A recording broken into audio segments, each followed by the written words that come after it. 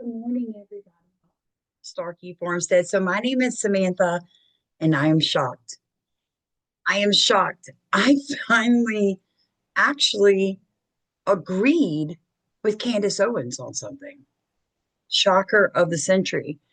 The real problem is that I agree because of what the Bible tells me. So I'm going to show you these prophetic words that Candace Owens spoke out of her mouth without realizing that the majority of people were going to catch on to what she said. So I'm going to let you in on what it is she said and how it is biblical, even though she doesn't want you to know that. So let's get into this. First thing I want to talk to you guys about, do you remember being in primary school and being taught primary colors? Do you remember that? Okay, so there's red, blue, yellow. What is the significance? Let me pull this up for you because you're going to be shocked of these primary colors. Well, when primary colors are spun together very quickly, they make one color. Do you know what that color is? It's white. So when you spin red, blue, and yellow together quickly, it blends to white. So when I do research, I like to do something called primary sources of information. That is where I go, say, directly to whitehouse.gov to pull an executive order. Or I go directly to a person's site or use a clip of that person speaking out of their own mouth. Those are primary sources of information. But something more nefarious happens often, especially in media, whether it's social or mainstream in America today, and it's called secondary. So here you've got your primary red, your primary yellow, your primary blue. We've got secondary orange, secondary green, secondary purple. If you spin this together, you get black. Now let that sink in. If I spin just the three primary colors very quickly together, they're going to turn the color white, pure. You tend to get a more accurate, honest assessment of a situation using these primary sources of information. However, once you begin to put secondary into the equation, it turns black, begins to be muddy. No one knows what the truth is anymore. What do I mean by secondary sources of information? That is second-hand recounting. So I can ask an eyewitness of a mass casualty event, what did you see? And they can tell me that is primary source. But if they all of a sudden pass away and I ask their children to recount what their parents saw, that is a secondary source of information. I just thought I would bring that up because I think it's really important that if you're going to claim something, if you're going to have a stance on an opinion or politics, then you really should get primary source information. So this is called the Council on Foreign Relations. All right. This is an organization. They're going to try to guide us through Trump's 20-point Gaza peace plan. Now, most of you have not had time to read this.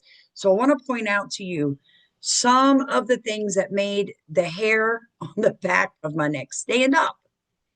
All right. So it goes on right here. It talks about the ceasefire, right? So this is what they have agreed. Israel and Hamas have agreed to halt fighting. That went to effect on Friday, just yesterday. Okay. Now, what's going to happen is the IDF is going to slowly pull their troops back from 53% to 40% to 10% to 50. You see what I'm saying? 15%, like that. The White House indicates future withdrawals to around 40% and 15% of Gaza territory. The final stage keeps a security perimeter until Gaza is secure from resurgent terror threat. Now, this is what a lot of people I don't think really understand is that before October 7th, 2023, Gaza was partially in ruins. And it has been since about 1990 from the information I've been looking at. Old pictures, things like that.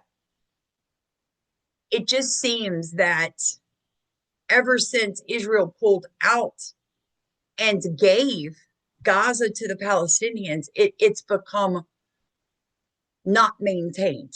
So I want you to keep that in your mind while we go through this real fast. With the withdrawal complete, a 72-hour window has been triggered for Hamas to return the remaining hostages. There are 20 believed to be alive and 28 bodies. Okay, so altogether, there are going to be 48 people brought out from Hamas. Let me show you what Israel has to return. They have to return 250 Palestinian prisoners serving life sentences in Israel. Do you know how do you get a life sentence in Israel? You have to murder someone. So 250 Palestinian murders and 1,700 detainees from Gaza. In other words, suicide attempted bombers, radicalists. So 2,000 to get 48 back. Okay. Then you get the aid delivery increase, right? Which the aid groups are all just waiting to get in there. So it says that Trump's 20-point plan stipulates that no Palestinians will be military forced to leave Gaza and that Israel will agree not to occupy or annex the Gaza Strip. Now, here's the kicker. It will be redeveloped for the people of Gaza who have suffered more than enough. At the same time, Gaza must be a de-radicalized, terror-free zone that does not pose a threat to its neighbors. And there's an S there, because both Egypt and Israel are sick of it.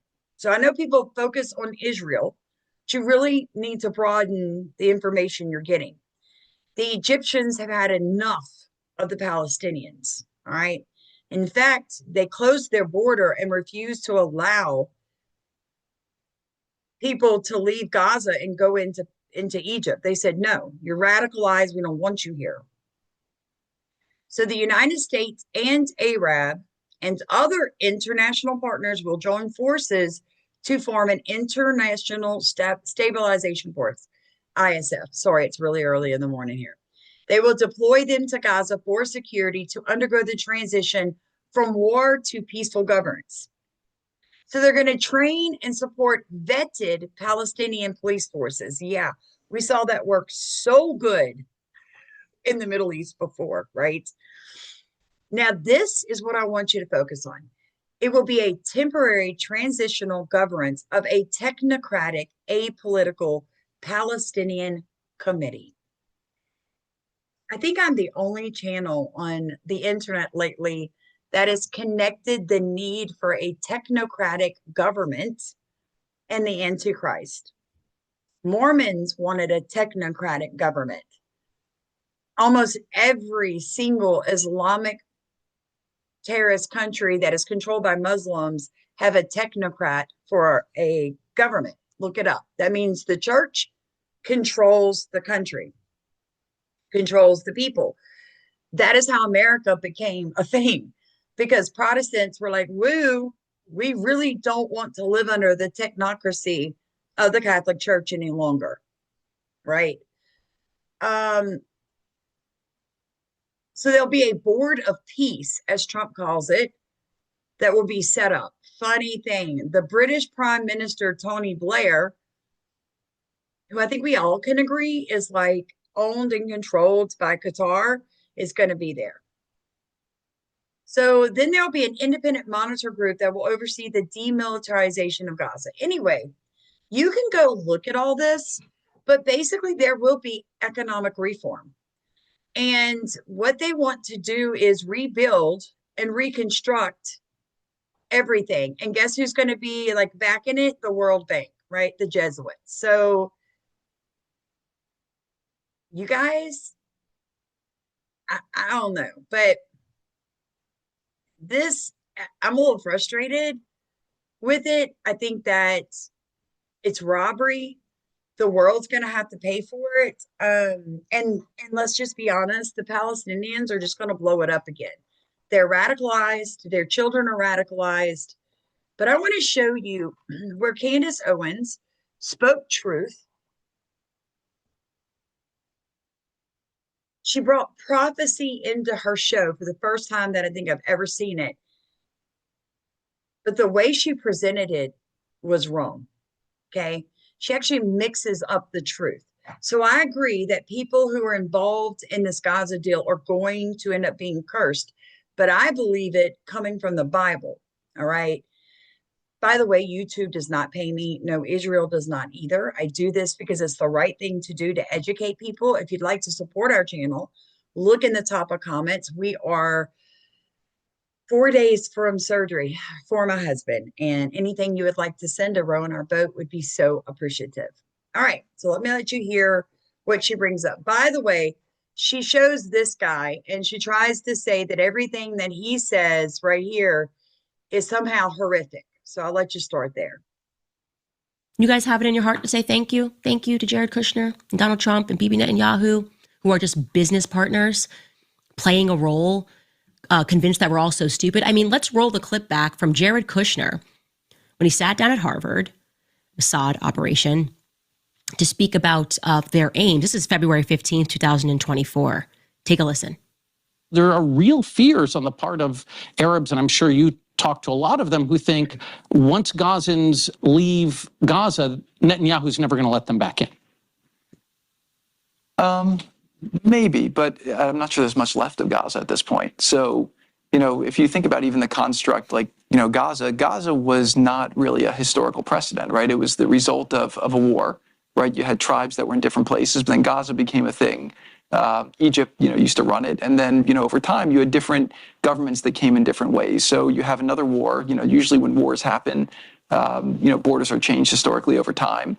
And so my sense is I would say, how do we deal with the terror threat that is there so that it cannot be a threat to Israel or to Egypt, right? I think that both sides are spending a fortune on military. I think neither side really wants to have, a terrorist organization enclaved right between them. And Gaza's waterfront property, it could be very valuable to, if people would focus on kind of building up, livelihoods. You think about all the money that's gone into this tunnel network and into all the munitions. If that would have gone into education or innovation, what could have been done? And so I think that it's a little bit of an unfortunate situation there. But I think from Israel's perspective, I would do my best to move the people out and then clean it up. But I don't think that Israel has stated that they don't want the people to move back there afterwards.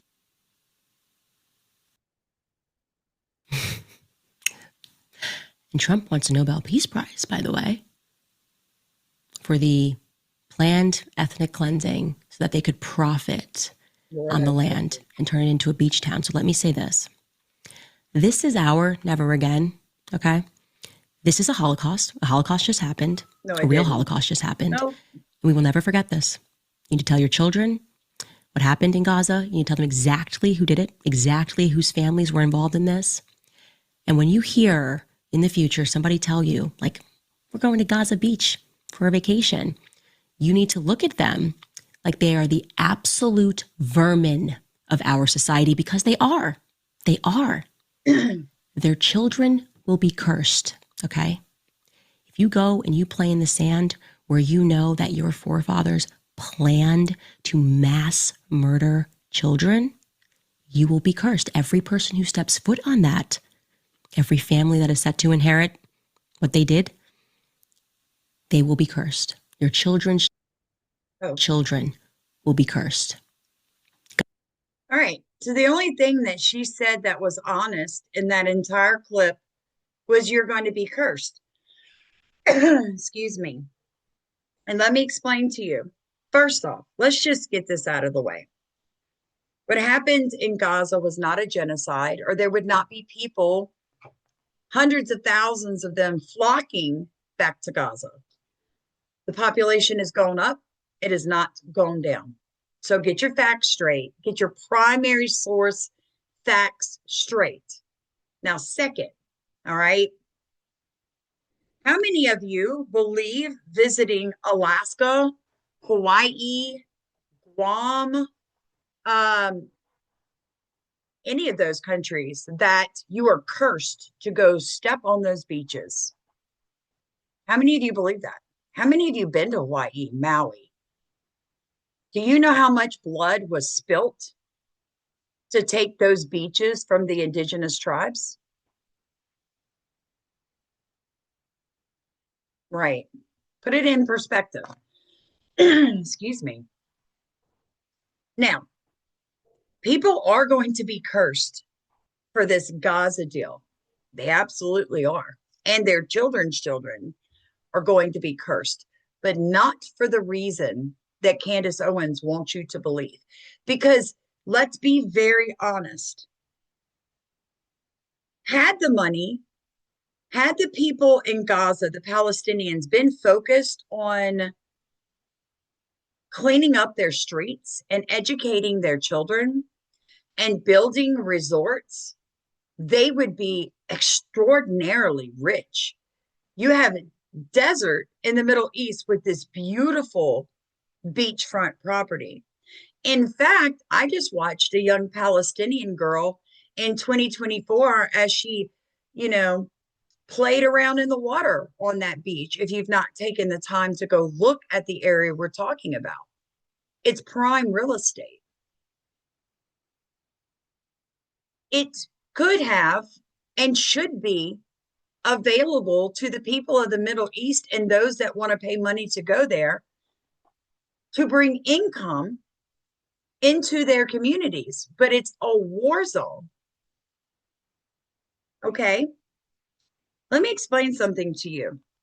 Before Jesus returns, the Antichrist, the big A, will encourage the world to turn their back on God and the Jewish people. Then, folks, we're going to have the Battle of Armageddon. And then Jesus is going to assemble every man, woman, and child that is still alive after the Battle of Armageddon into a place called the Valley of Decision, right? They're going to be judged. He's going to pronounce a judgment on these people. You can find that in Matthew 25, 31 through 36. But I want to read to you something from Joel, chapter 2, verse 27.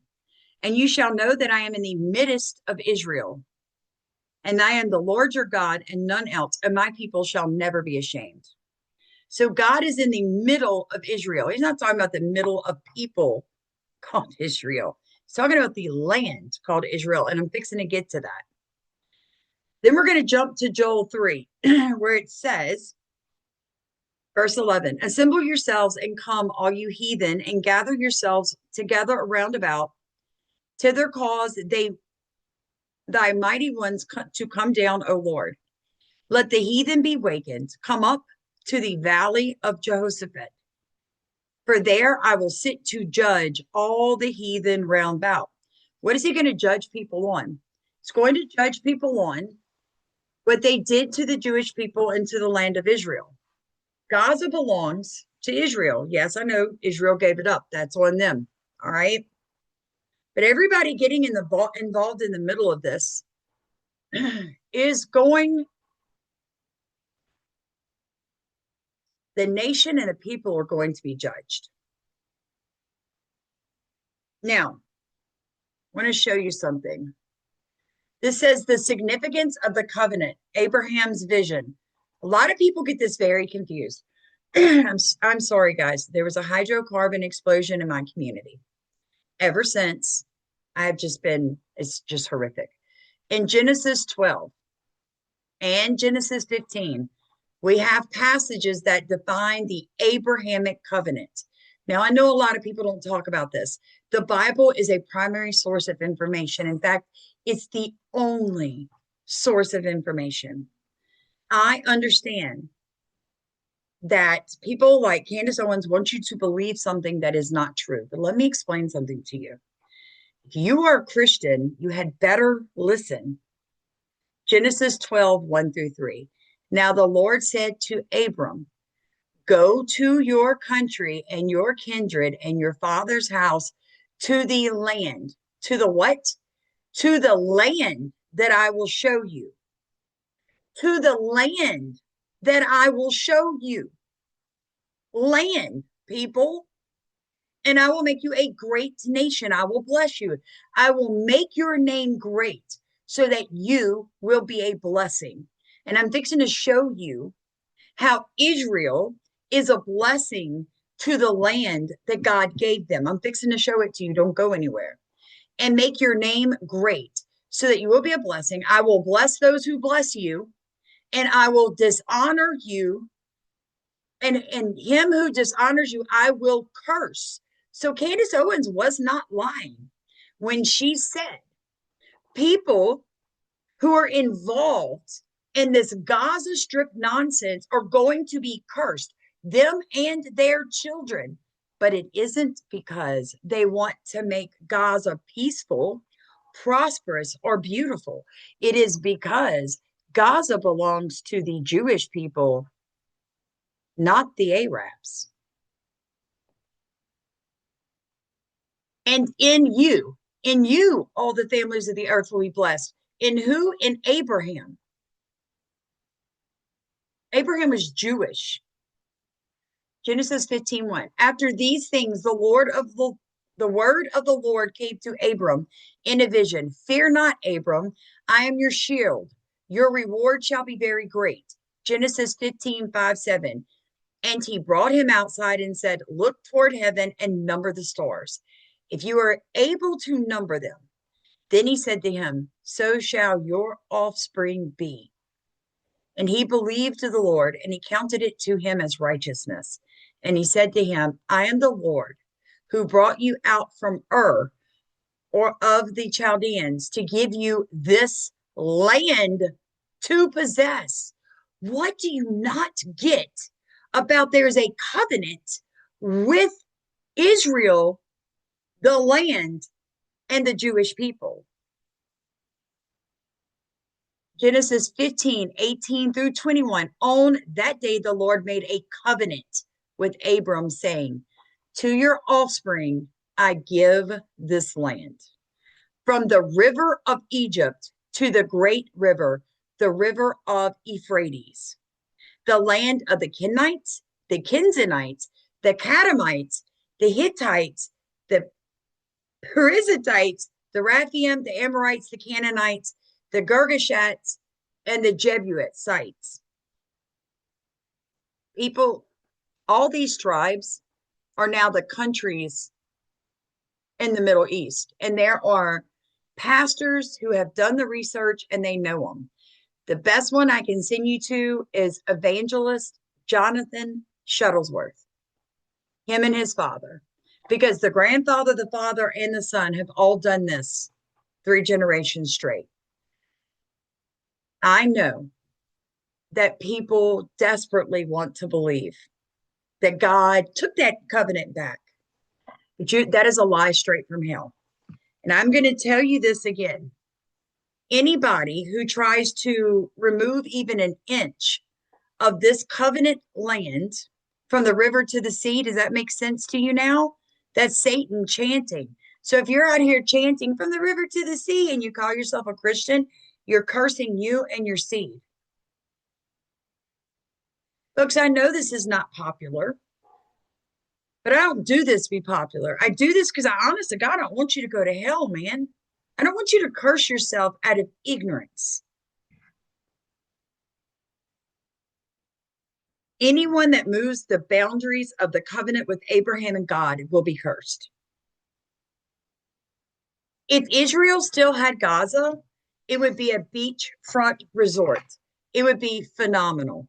Since the Palestinians have owned it, they've done nothing. Everything that you see in Gaza that was worth anything, the Israelites left it. This is what Israel did starting in 2012. This is what they do when they're in the land that God promised them. A reputable report to the world about upcoming water crisis would affect more than 1.5 billion people. This problem would not only make water very difficult to access, but also it would be a disaster for global food supply. Keeping this forecast as serious as they possibly could, Israel started planning, and don't forget 60% of Israeli territory is covered by desert. As of today, Israel is one of the well-known suppliers of water. The motivation behind this feat originates from Israeli history, as in 1920. British governments who had charge of this land were warned of not injecting any more Jews into this land due to water scarcity. However, the dwellers of this land managed to find a solution to this problem, courtesy of which a land having water resources for less than 2 million people is now home to more than 14 million people. To address the problem, in 1939, the finest Polish hydraulic engineer, Simcha Blas, was commissioned to design a new water distribution system. Simcha Blas, as expected, came up with a 3-phase plan that would extend over decades but would resolve the issue right from its core. The first phase was to dig deep boreholes to extract water from the ground. A lot of y'all and I have discussed this, the primary sources of water, right? Some of you right now are going, oh my gosh, now you know why I started with primary colors. Primary sources are always the most honest and most reliable and the cleanest. There's enough water in the world for another 20 billion people to be on this planet, but it's deep within the earth. It is called primary source water. They want us to drink water that has fecal matter in it. Like they don't want you to understand that there is pristine, clear water right underneath our feet. The Polish engineer was convinced that even beneath the arid soils of Israel, there are bodies of water. However, due to Israel's high desert-to-land ratio, they had to make sure that every drop of water they extracted was utilized. For that purpose, in the next 2 phases, Israel started establishing a distribution system that would transport water from richer areas to ones that lacked a drop. This brings us to the second phase of this plan, which revolved around pumping water from the Jordan River to the southeast. But by far, the most important phase of this plan was the third one. The third phase was the construction of the National Aqueduct, which was a huge diversion of more than 10 kilometers that would transfer water from the north of the country, particularly from the Sea of Galilee, to the largest freshwater lake in the country. Here is an interesting, rather controversial aspect that the Israeli parliament agreed upon, making an agreement with Germany for this project. Nevertheless, they had the money because of the indemnity they received as compensation. They received 3 billion marks, and by 1955, the Jordan River diversion was completed, and in the next few years, the process of building the aqueduct in the country started. In 1964, the National Aqueduct also became a reality. To address the problems regarding water supply that originated in the 21st century, bang! In 2006, the water management system was transferred from political to technocratic custody. The Israeli And there's that word again, technocratic.